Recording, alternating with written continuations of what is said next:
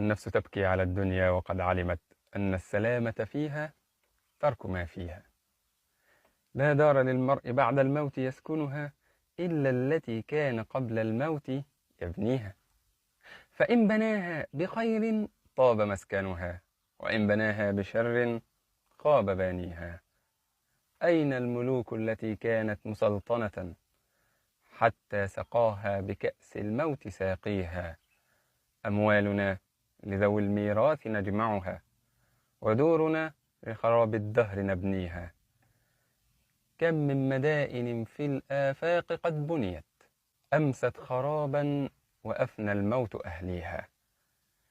لكل نفس وإن كانت على وجل من المنية آمال تقويها.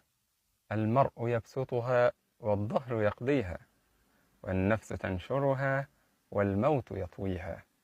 إن المكارم أخلاق مطهرة، الدنيا أولها والعقل ثانيها، والعلم ثالثها والحلم رابعها، والجود خامسها والفهم ساديها، والبر سابعها والشكر ثامنها، والصبر تاسعها واللين باقيها.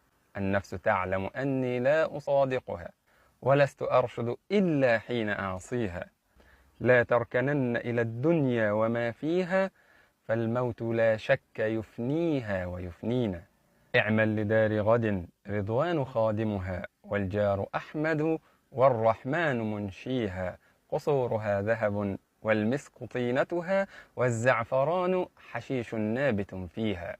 أنهارها لبن محض من عسل، والخمر يجري رحيقا في مجاريها. والطير يجري على الأغصان عاكفة، تسبح الله جهرا في مغانيها.